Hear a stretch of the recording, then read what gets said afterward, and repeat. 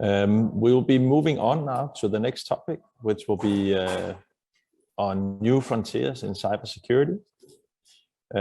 This will be a panel discussion, and the panelists will address dealing with new technologies, increasing digitalization, where maritime security is heading, with changing patterns of threats, underlining the pain points and remedies, and looking into case studies. So it'll be my pleasure to introduce Pascal Ollivier, Chairman of Data Collaboration Committee, International Association of Ports and Harbors, and President Maritime Street. Pascal Ollivier is President of Maritime Street, a digital trade logistics strategic advisory firm dedicated to port authorities, governments, and international financial institutions to shape the future of trade. Pascal is a world-renowned PCS expert, having been the founding chairman of IPCSA and now chairing the IAPH Data Collaboration Committee. Pascal has engaged in work for IAPH together with member ports and the World Bank, IMO, and WCO on accelerating digitalization and a wide variety of initiatives, including cybersecurity, port call automation, and innovation. I'll pass the floor over to Pascal. Pascal, please take it away. And in the meantime, just to announce that there'll be a Q&A running via Pigeonhole, so feel free to submit questions and comments through that to Pascal. Thank you. Over to you, Pascal. Yes, good morning, everyone. Very pleased to be with you today. Obviously, we're just starting a few minutes in advance, so not everybody is still there. So we I'm going to start from introduction. Hi, everyone. Of course, cybersecurity, new frontier is a very hot subject. I mean, we just got our colleague Jens Meyer, CEO of Hamburg Port Authority, who just introduced to us how important at the Port of Hamburg cybersecurity is and how important it was necessary as a CEO of the Port Authority of Hamburg to get organized at all levels, not only at the Port Authority level, inside the organization with all employees and all teams, but also with all the port community, not only the administrative environment of the different governmental agency, but also as the ecosystem of all the operator. And it is clear that the example brought by Jens Meyer, who is the Vice President for Europe and Africa at the International Association of Port and Harbors, demonstrate a very important thing. I mean, a few days back on April 1st, the World Economic Forum published a last report on cybersecurity, whereas most of the CEOs in the survey of wealth thinks that everybody is ready and covered on cybersecurity, whereas in reality, the people who are managing in their own organization don't think the same way. So it's very important to get organized in that. And not only Jens Meyer demonstrated that it is very important to get organized at the Port of Hamburg. On a global scale, the port authorities and port facilities ecosystems at large take a major action a year ago to develop what we're calling at IAPH the cybersecurity guidelines for ports, authorities, and port facilities. It was a project that was developed a year ago in partnership with the IMO, and it went through a fantastic work of about 22 individuals from around the world, including MPA in Singapore and up to Los Angeles, and in Africa with Ghana, where we engaged a team to develop a business case for the CEO and for the C-suite. It is exactly what Jens Meyer demonstrated today. It's how much enough is enough in our organization to get organized, and what do we need to do as a CEO to engage all the port community, from risk and resilience to cyber resilience center. It is a very important milestone. So the guidelines were published by IAPH in September of last year's and went through the IMO MSC 104 committee in October. which validated the fact that those guidelines for port authorities and port facilities need to be integrated sometime in this year in the IMO cybersecurity management framework, like the BIMCO guidelines were done a few years back for ships. So I think that there is a, a tremendous move from the industry and from a collective approach in the industry, not only at the Port Authority in Hamburg, like Jens Meyer demonstrated a few minutes ago, but also on a global scale. And part of the this stakeholders who participated to the development of the security guidelines I mentioned was Beng, who is the Chief Information Security Officer of MPA Singapore. So we were very pleased to have MPA embark along with our colleagues into that journey. So I think that we are all together this morning. So we're gonna kick off our discussion on the new frontier of cybersecurity. And let me introduce our team today. We have Beng, excuse me, Beng on with the Chief Information Security Officer of MPA Singapore, and I just mentioned that Beng got very deeply involved last year in the cybersecurity guideline for the IAPH, indeed, along with 22 other colleagues. We have Leslie Yee. Leslie is General Manager of Information Technology at PIL. Very pleased to have you with us today, Leslie. And we have Chu Pong Chang, who is a consulting system engineer at Fortinet, that we all know is based in Singapore. And finally, we have Daniel Ning, the CEO of CyberAll, which is also a consulting firm in terms of cybersecurity. We are almost just 5 years after the largest cyber attack ever in our industry, with the NPETIA affair, back in 2017 with APMT in Rotterdam and on a global scales.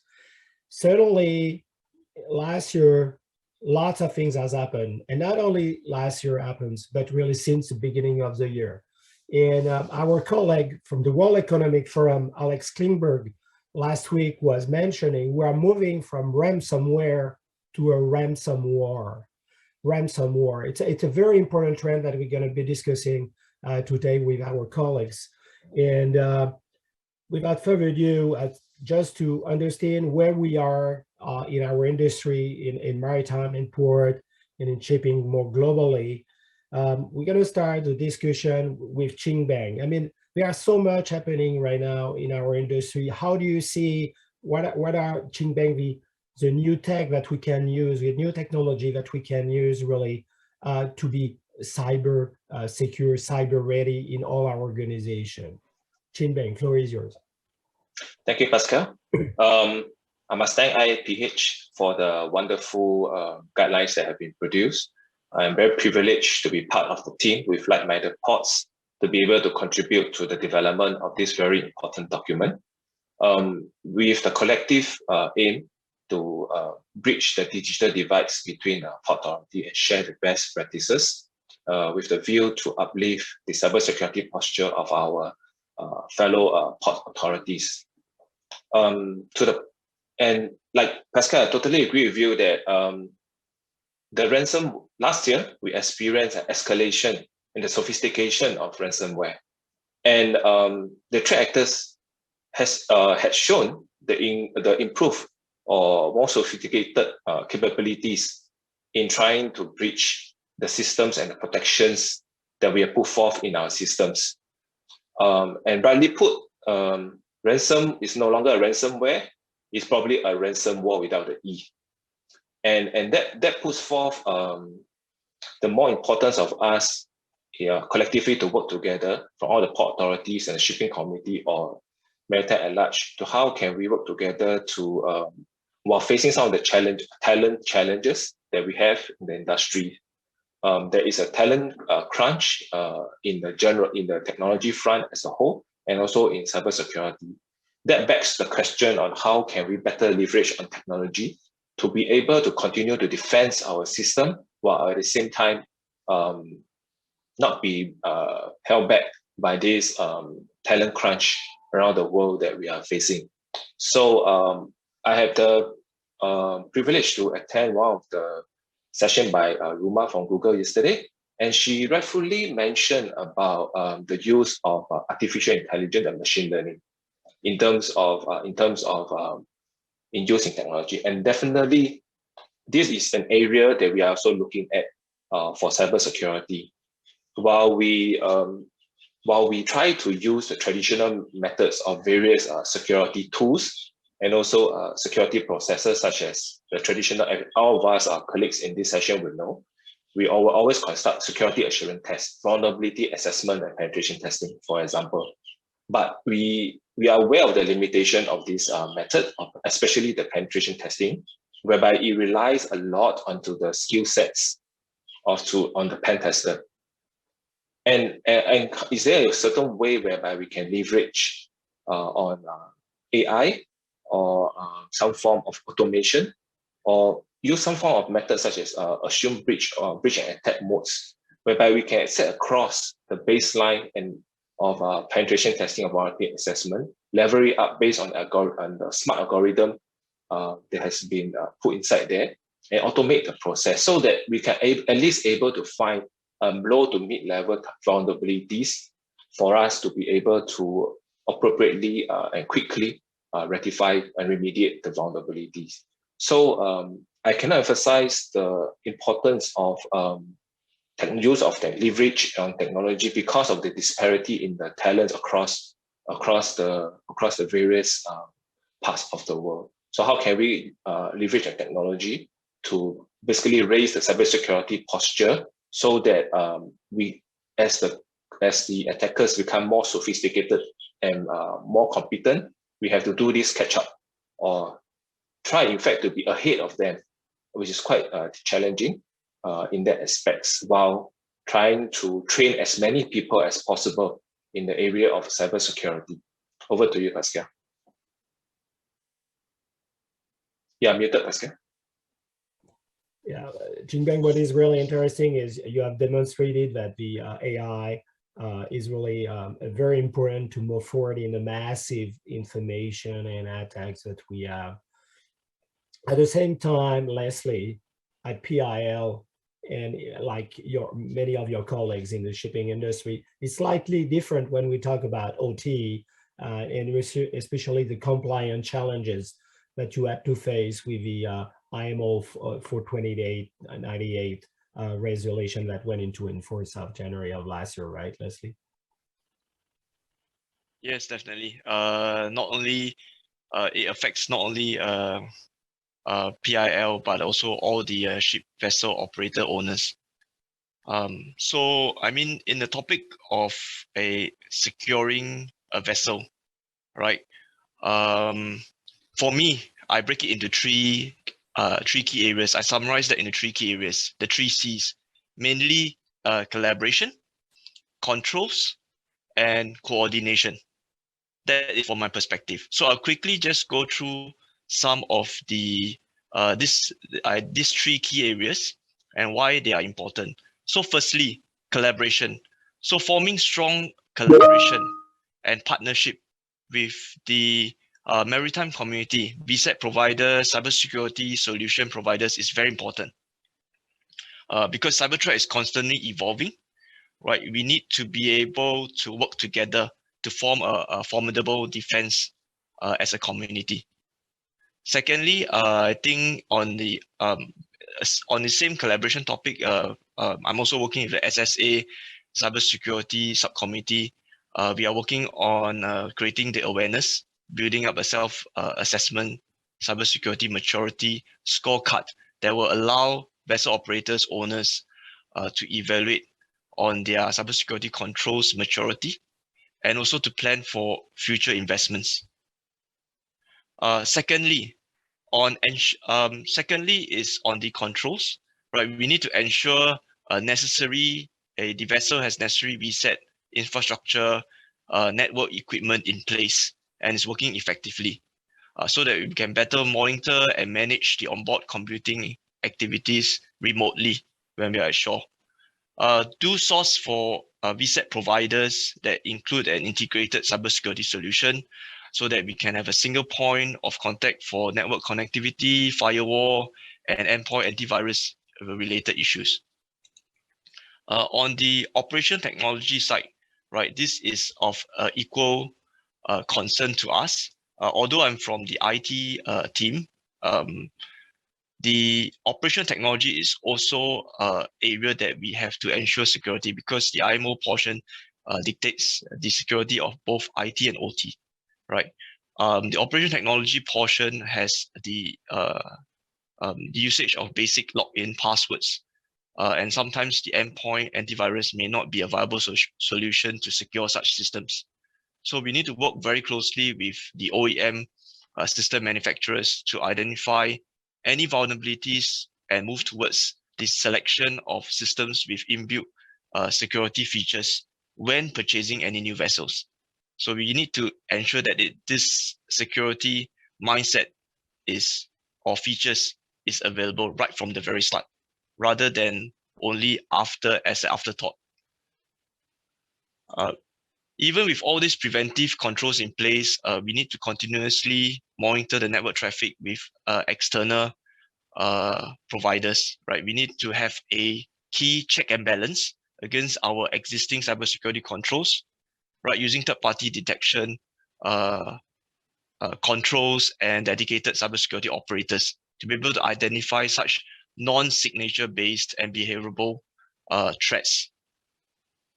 And thirdly, coordination with our shore and vessel crew is crucial for us, right? So this is what we practice, right? In alignment with the IMO 2021 cybersecurity compliance, we ensure all our ISM guidelines are updated in accordance to the IMO requirements framework. We provide a standard process for our crew to identify, respond, and recover swiftly to all these cybersecurity incidents, while remaining vigilant to the threats on board during their day-to-day operations. So we provide awareness circulars, trainings, e-learning portals, and so on.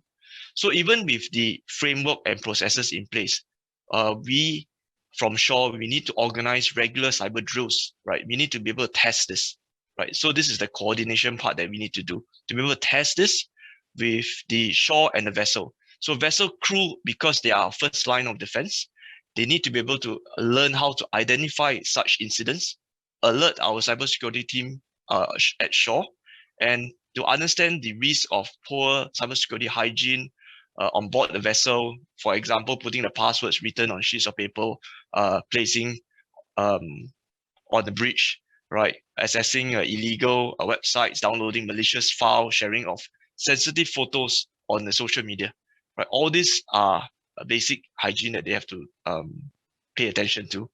So testing also includes vulnerability scanning from the IT side, where we are looking at the inbound, outgoing VSAT traffic connections, and also ensuring that the data transfer are secure.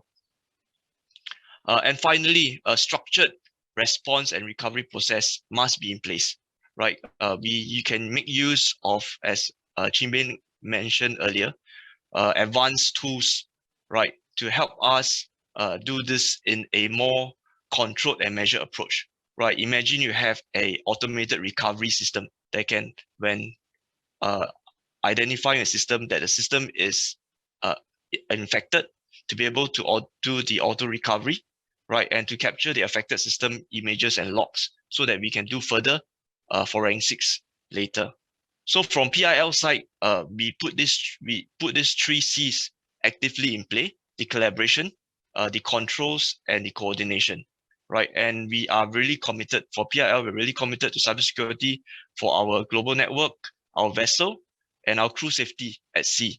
So we hope that to set this as a benchmark for the entire maritime community in Singapore. Thank you, Pascal. Yeah, thank you, Leslie. I think and the 3 C's that you have approaches here when it comes to ships, we can relate that to what Jens Meyer was just talking just before our panel about the need absolutely to collaborate and to coordinate. in an environment which is generally not easy, when you have, as you said, Leslie, you have to engage a crew, with a different background and so forth when it comes to OT and IT.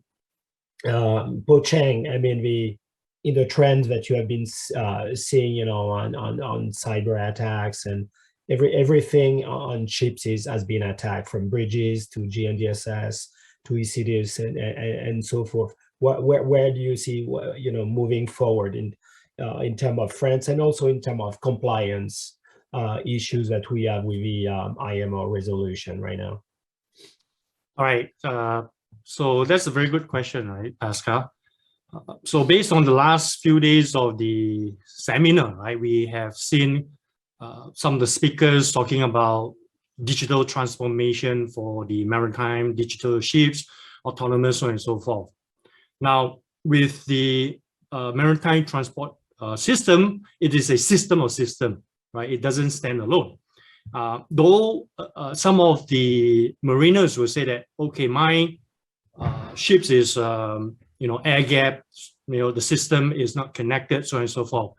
But as we move forward, through this digitizations of the ships, autonomy, so on and so forth, we are bound to have system that needs to connect, right? So interconnectivity will result in more or attack surface, right? The increase of attack surface for the attackers. We have seen the 2017 NotPetya attack on Maersk that cost more than 300 million. Now, that is not a targeted attack on Maersk, but actually a collateral damage from some geopolitical issues. And the attack surface is ever increasing. Why do I say that? If we go on to Shodan, Shodan is a website where it collectively crawls for any devices that is connected to the internet. And the VSAT communications has been found because it has an IP address, and that leads to attackers being able to bypass some of the lack of security being designed on some of the older firmware of this VSAT terminals. So that's one point, right? And we have seen attacks on this ACTIS as well, ACTIS, which is the navigation system on board a ship, right? As a sailor myself, knowing where you are, where you want to go to, and how to get there, not running aground and not colliding with any ships is important. Now that's even more important for bigger vessels, right, as they navigate through the oceans. Now, compromising the ACTIS system means that your ships do not know where you are going, risk of running aground, but attackers do not have to attack your ships. They can find the weakest link. Could be a yacht that has the minimum security, easy to compromise, and that could risk colliding of two vessels, right? So the terms of what Leslie had mentioned, collaborations, contribution, and the community has to step up so that the weakest link has can be addressed. So then coming back to what Beng has mentioned on ransomware, and I totally agree with him, right? The ransomware has gone beyond just a malware. It is a underground cartel, right? There is ransomware as a service, which means that in the dark webs, these would-be attackers will be posting their charges, right? When it comes to what type of industry they want to attack, okay? What of the size, the number of the organizations, and so on and so forth. They will collaborate, okay? one group will be doing the attacks, the other group will be sending out those informations, publishing, so on and so forth. So it is a ecosystem that in the underground worlds that they collaborate well, and they want to sort of be able to raise their profile, right? So that ransomware as a service is a profitable business for the cartel, that I have to say. And with the level of expertise and the resource of these attackers have, now we as the defenders will have to step up. Now we can no longer say that we're going to use security through obscurity by, air gap. We are using proprietary protocol, and that will be sufficient. It will not be sufficient, as we can see in the past from the banking industry, from the old mainframe that they are using, right? 20 years ago, no one would say banking is going to be connected to the internet. But now everyone is doing business with the bank on the internet. Government as well. In the past 20 years ago, government said, no, we're not going to be using the internet. We're not going to put anything. But now we are doing business, transacting with the internet, using the internet with the government. Likewise, I feel that the maritime industry will embark on that through digital transformation, so on and so forth. And that interconnectivity of the system would increase the attack surface and result in more damage if we are not going to step up with the cybersecurity. Now, with IMO resolutions, or what you have mentioned, the MSC 42898, that is a good step forward.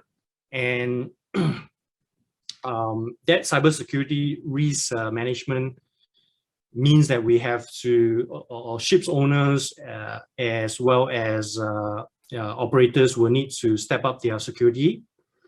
And the basis of that risk management framework actually relies on what IT has been doing, right? It refers to the NIST cybersecurity framework, as well as ISO 27001. And a lot of works have been done.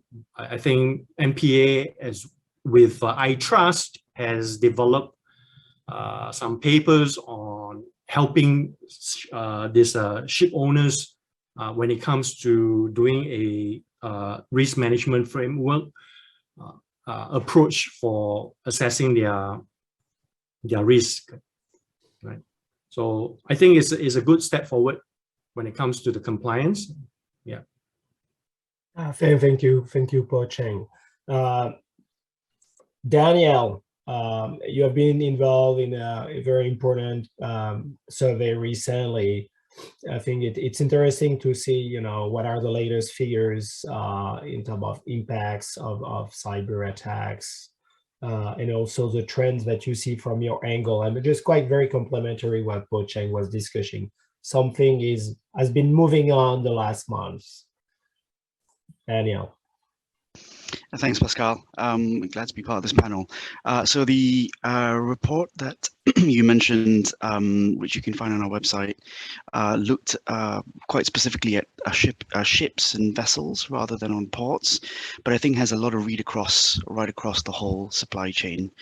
There's some few key findings off the back of that. One of those is that, and by the way, we looked at about 200 shipping professionals across the world, so pretty representative view of what's going on.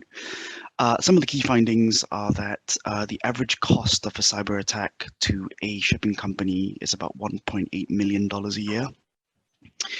And I will note and come back to it that is pretty much on par with the average cost of a cyber attack with any other sector. Let me come back to that.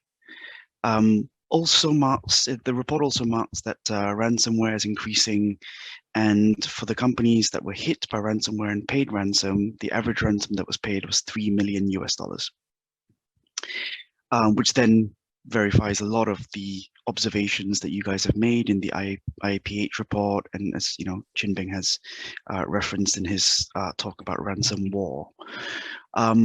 This tells me two things. The first thing it says is that where maybe 12, 18 months ago, the narrative within shipping and maritime sector is that it's a sector that has not been as affected by cybersecurity, apart from, you know, one-off anecdotal pieces like the Maersk attack or Rotterdam or CMA CGM.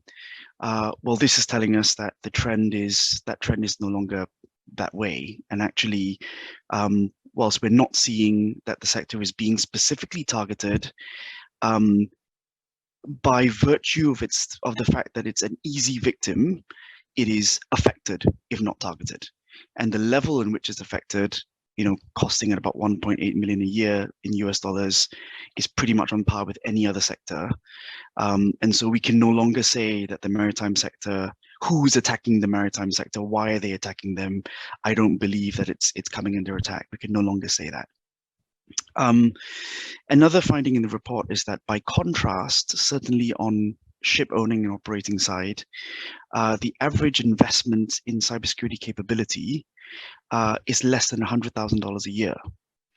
So there is a huge imbalance between what appears to be the cost on an annual basis of 1.8 million and what appears to be the investment around cybersecurity. And this is not just technology, but this is also the people aspect of it.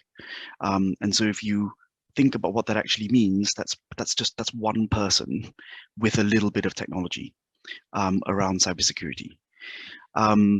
These numbers are telling us it's not enough, right? It's time for us to step up. And I emphasize, we're not yet seeing that the maritime sector is being specifically targeted in a mass targeted way, but it's being affected. Two other things I draw attention to. I think the first thing is that when we talk about ransomware, let's break that down a little bit. What's actually happening here? One trend is that it's no longer hit and then extract ransom. It's hit, and as Chang says, it's hit, extract ransom, and then use that information to continue to go back and extract extortion or ransom up and down the supply chain. This changes the game fundamentally, right? So this is no longer, I'm going to spray and then hope I get a ransom. This is I'm going to attack and then I'm going to maximize my return on investment as a cyber criminal. If you combine that with the fact that we've also seen an increase in supply chain oriented attacks, so SolarWinds, Kaseya, have affected suppliers of applications into the maritime sector and all sorts of other sectors, there's a very clear pattern that when we look at Leslie's point around collaboration, it's no longer just collaboration between shipping companies, but it's also collaboration across the supply chain, because we now no longer have to imagine what the impact would be like if a ship gets stuck in a bottleneck or in a tight sea lane. We have physical evidence of this now, and it is very well understood now, and the cost is billions, if not trillions. So if you're a cyber criminal, you no longer have to imagine how to extract maximum value out of an attack. It's played out for us, in front of us. So the fact that there's a group of people here today from the ports industry, from the ship owning and operating industry, from the vendor community that are talking and collaborating is a very good start, and we have to keep pressing down that path. One final point I'll make in this segment, which is this point around skills and the lack of it. So whatever number you believe, whether we have a global shortage of 1.5 million cybersecurity practitioners or 2.5 million, there's a range. The fact is we have a huge skills gap, and we can keep working towards automation. We can keep working towards training. These are very important parts of it. But one key thing we need to do more and more is we need to bring everyone into and involve everyone in taking responsibility for cybersecurity. We can't have a model anymore where we just rely on one or two, small groups of central people who have to worry about cybersecurity. We need to democratize that. We need to enable the whole group of individuals across an organization to take responsibility themselves. So as a collective, we need to do more in terms of enabling people to understand when they are making a decision, taking an action that's creating risk at the point of use, at the point of that action. Because if we can do that and at least make them stop and think about the action that they're taking and the consequences of that action, we will go a long way towards reducing that skills gap without actually having to create 1.5 million cybersecurity experts. Back to you, Pascal. Thank you, Daniel. I mean, I'd like to go back on one point that you mentioned about the situation now is really impacting the supply chain. When we were talking with Alex Klimberg from WEF, from World Economic Forum a few days back, from his report, he's saying that, we have been seeing cyber attacks moving political. Do you see that also as attacking supply chain is only a political game here? It's a pretty complex question to untangle. I think there's two ways to see this. One is what is happening right now. So the current geopolitical landscape. And what we're seeing in the maritime sector now is that there is no clear evidence yet of targeted attack on the maritime supply chain unless there is specific activity in the Ukraine or Russia. However, this is changing on an hourly and on a daily basis, so it will continuously change. And there are certain activities that are taking place in order to ease the supply chain issues that we're facing as a result of that conflict, which will make more important certain pieces of maritime infrastructure outside of Ukraine and Russia that may be viewed by certain organizations as being competitive to the intentions of those geopolitical states. And that may change the objectives of that cyber intention. In the end, the reason why attackers tend to use, and particularly nation states tend to use the cyber form of attack, generally is to do that in a way so that it's not easily attributable back to them. Because it's very, very hard to say a cyber attack's taken place and we can 100% attribute it to those actors. It takes a lot of work, it takes time, it takes a lot of forensic activity. So when you have a situation where you've already got a kinetic attack, cyber attack becomes much more of a strategic instrument rather than necessarily your instrument of choice. So that changes the game. More widely, outside this particular geopolitical situation at the moment, we are not seeing cyber supply chain attacks as a politically driven thing. In fact, very much the opposite. We're seeing it as a profitable criminal-driven activity, and you can see that playing out in terms of the sheer amount of extortion that comes off the back of these supply chain attacks. Suggests that it's, and it's very well-run extortion, very organized. It suggests that it's very much a sort of profit-driven activity rather than a political-driven activity. And thank you, Daniel. That's really interesting trends to see what's going on, currently. With Beng, we share one thing, which is about the digital divide. It's not only both of us, it's all our IAPH community. From the advanced country, super advanced country that we are representing here around the table and the rest of the world. But also within the port community, you have a digital divide, Beng, right? Absolutely, Pascal.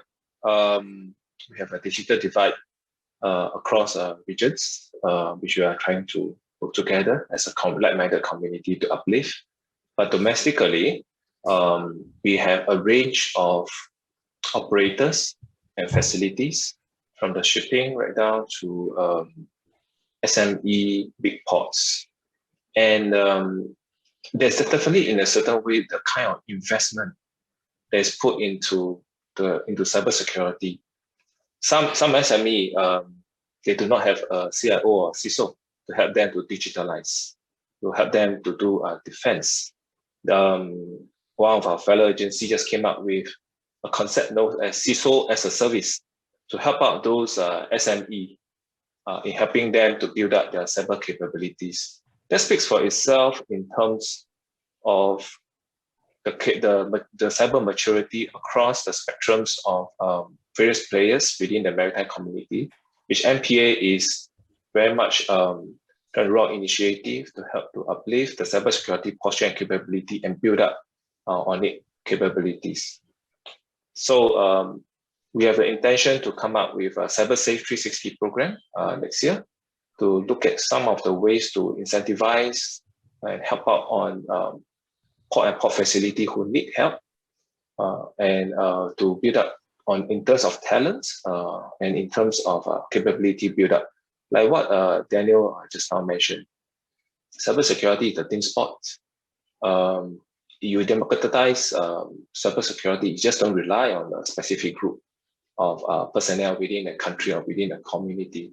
But we always have to start somewhere because there are various, when you have that pot of gold to go around and that limited resource, most of the company will look at business building rather than doing the defense, probably until they had this ransomware onto riding over their head, and then probably they'll look at it. So we need to close this gap internationally and also domestically across the various stakeholders as we digitalize, as we transform the maritime industry, but also make sure that our backyard is well taken care of so that we can move together as a whole on this. And on the particular part of technology development, in fact, MPA is working with Singapore Maritime Institute and SUTD to come up with a test bed on shipboard OT systems. It's very exciting because this will allow various solutions developer to be able to test out the solution in a safe platform before actually is being rolled out to the stakeholders. It also can be used as a platform for cyber ranging, for cyber exercise, and for educations and training up our cyber professional in the maritime industry. So there's a lot of activities going around as we digitalize, as we transform our maritime sector. At the same time, while we provide a safe environment so that as we move along, we don't get backslided by anybody else. Over to you, Pascal. Yeah, it's clear that the human capital is very important element, not only to face the situation of yesterday, but as you mentioned, Beng, the situation of tomorrow and after tomorrow when it comes to new technology. A year ago, while we were working on the IAPH guideline altogether, the White House was saying, that was early January of last year, that the White House was saying that in the US only, not in our industry, but in the US economy, they were lacking about 500,000 of individuals in cybersecurity. So we can imagine, that from a global scale, the lack of, of human capital in our world. So it's a very important element. And honestly, when it comes to PIL, you had not only to manage a headquarters, but you have to manage all your 95 ships and all your 60 offices plus. How did it go in that journey? I mean, it was not an easy task, I guess. All right. So for us, digitalization, we started our journey in PIL about 10 years ago. Right, we started collaborating with various partners in various digitalization projects. Our digitalization projects obviously include cybersecurity as one of the other pillars that we need to pay attention to. So with the digitalization of our systems, our in-house processes, right?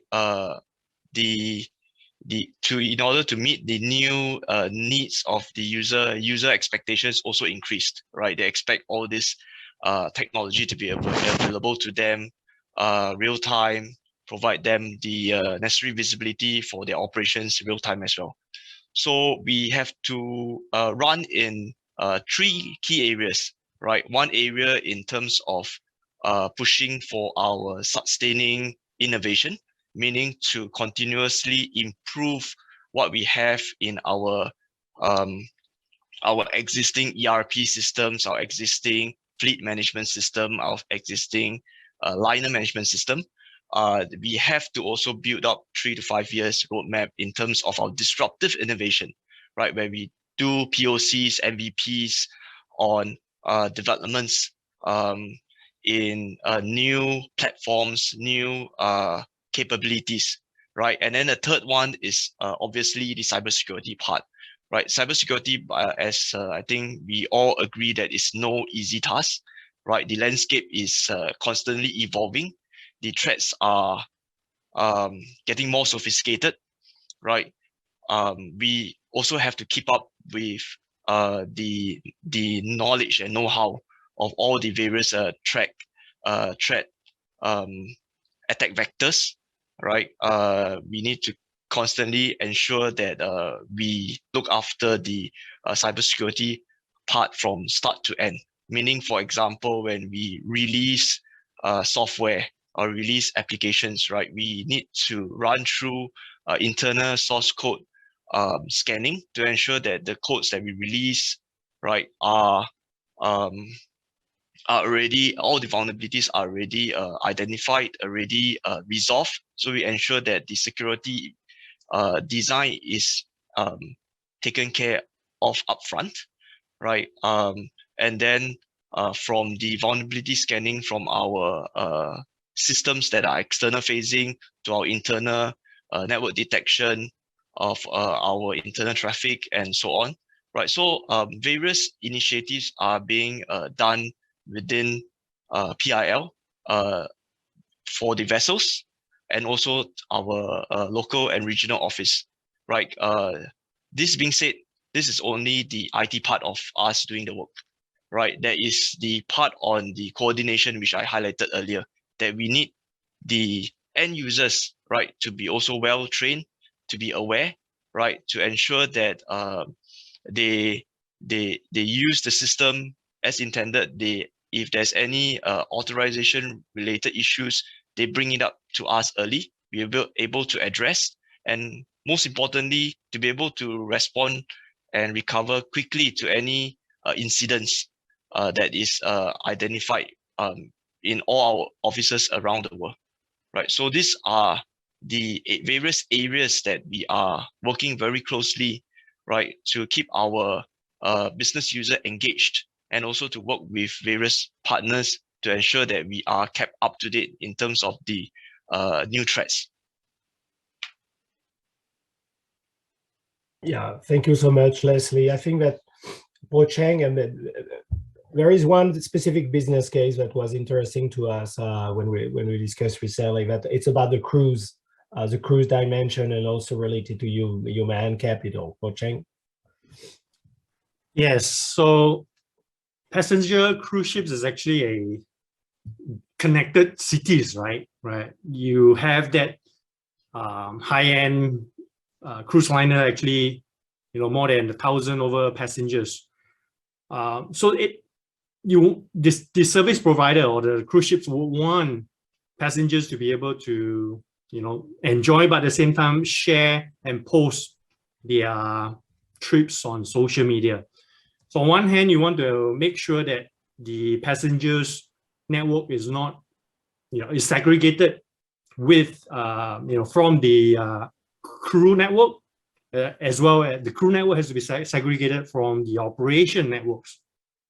So one of the work that Fortinet has accomplished is with a passenger cruise liner, and they highlighted that they want to make sure that these connected cities, as they are out in the oceans, right, want to make sure that any device, right, would not be able to connect unless authorized. right, within their own network. So passengers should only be allowed on the passenger network, and then crew network, so on and so forth. Now, at the same time is all ships when out in the ocean will have VSAT communication, and VSAT communication is one of the potential weak link if the firmware has not been updated. We work with a service provider in this case that provides VSAT communications, at the same time security and prioritizations of the operation traffic over the crew network in this case. So those are some of the work that we have done with some of the customers. Yeah, thank you, Chang. Just to finish before we wrap up, Daniel, I think we had a very interesting conversation the other day about, we are all focused on the executive level right now at be ready for cyber attacks, at the C-suite level. But it's not only from a control center, even from a CISO perspective, that it is important. I mean, the edge dimension is also important, Daniel, right? Yes, indeed. And let me be clear, we still have a lot to do to ensure that the management team and the C-suite fully understand the extent of the risk and actually take responsibility and accountability for the risk. So please don't take what I say as suggesting that we've done enough there. There's still a lot to do there. However, this point I was making earlier, we've got a 1.5 million global skills gap. We can keep working more and more towards bringing more control in the center, bringing more responsibility towards the center, and that's important. But in the end, it's the people that are playing with the computers, that are using them on a day-to-day basis, that are running operations, that both live with the consequences of an attack, but also can be a factor in changing that risk and opening up further risk.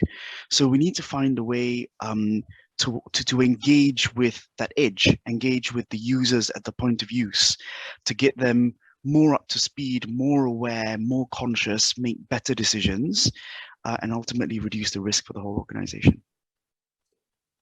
Yeah, thank you, Daniel. So on the panel, before we close, we had one question is, what are the best or good practice that we need to follow from a shipping perspective, from a port perspective? I think that when the IMO on Resolution 428 IAPH really launched a few years back, the BIMCO guidelines for ships, that was really one good way forward for shipping, to move forward and to be ready for January 1st, 21 initiatives. I mean, from a port facility, and then from a terminal operator perspective, and from a port authority, the IAPH last year, as we mentioned early today, launch also those guidelines, part of the future IMO cybersecurity management frameworks to get organized. I think it's one the message that Jens Meyer from Hamburg Port Authority just introduced in the session before, but we have been all together discussing about collaborate, coordinate, and control.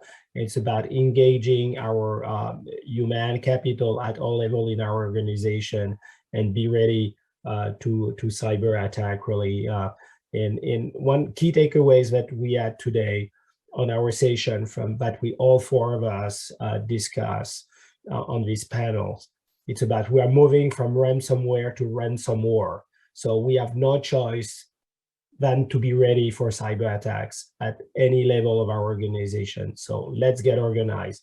Ching Beng, it was really a pleasure again to have with you here today in Singapore. Leslie as well, Chang and Daniel, it was really a pleasure to discuss many things on this morning. You have now great panelists coming. Hi, Andre, and hi, everybody. Hi, Garrett, and hi, Hans, and hi, Michael. So floor is yours. Over to you. Thank you, Pascal. Thank you, Pascal.